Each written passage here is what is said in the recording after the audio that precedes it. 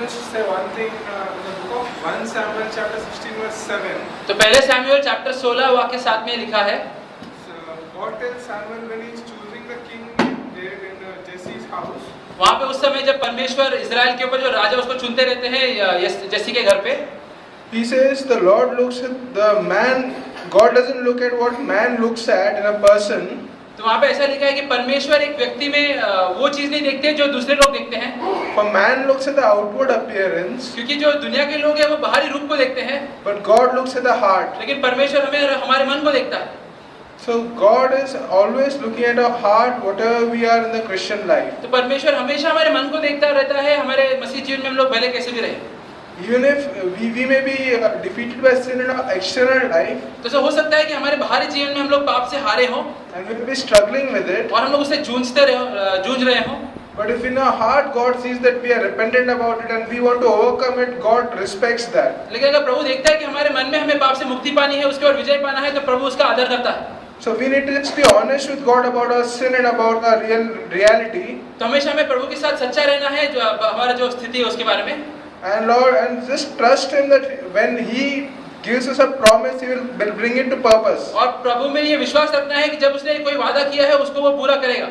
When the sinful woman came to Simon the leper's house, जब वो पापी स्त्री आई थी साइमन द लेपर के घर पे, then Simon, when she anointed his feet with perfume and washed his feet with tears, तो उस समय वो स्त्री ने प्रभु यीशु के चरणों में बहुत ही सुगंध भरा जल डाला था और फिर अपने आंसुओं से उनके पाँव को उन्होंने धोया था। Jesus forgave that woman's sin, not Simon the leper's sins. तो उस समय प्रभु यीशु ने उस पापी स्त्री के जितने पाप थे उनको माफ कर दिया, लेकिन जो साइमन था उसके पाप को उन्होंने नहीं माफ किया। Even though Simon the leper might not have lived an immoral life as that woman had. इसके बावजूद कि जो साइमन जो था उसने अपने बाहरी जीवन में वो पापी स्त्री के जैसे पाप नहीं किए हो।